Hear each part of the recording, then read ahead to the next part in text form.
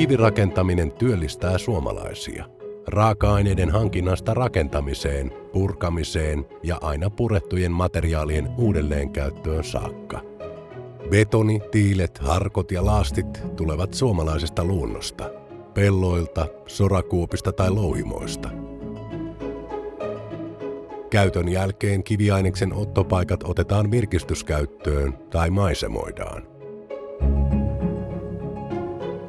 Kivirakentamisen raaka-aineet löytyvät usein hyvin läheltä tehdasta ja myös valmiiden tuotteiden lopullista käyttöpaikkaa. Kiviaineksesta valmistetaan monenlaisia rakennustuotteita eri käyttötarkoituksiin. Tuotantoa ohjaa suunnittelu ja tarkka laadunvarmistus.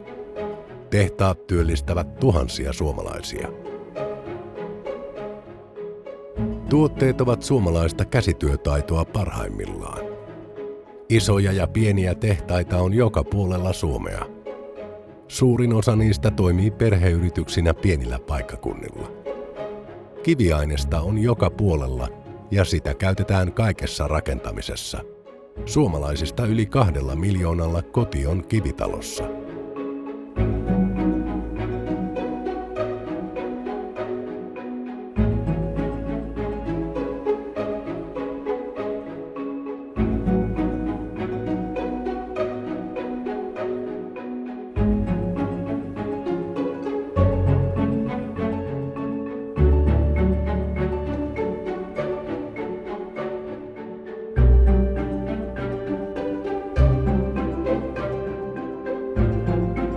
Kivitalo kestää käytössä.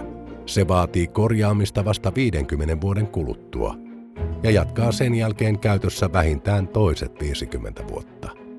Vasta yli 100-vuotiaana kivitalo alkaa olla käyttöikänsä päässä ja se puretaan uutta käyttötarkoitusta varten.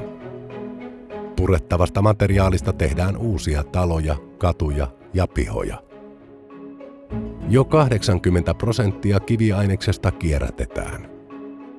Kierrätysaste kestää vertailun mihin muuhun materiaaliin tahansa. Rakennustuotteiden uusiokäyttö työllistää yhä suuremman joukon ihmisiä. Kivirakentaminen työllistää kymmeniä tuhansia ammattilaisia joka puolella Suomea. Kivirakentaminen on suuri suomalainen työllistäjä.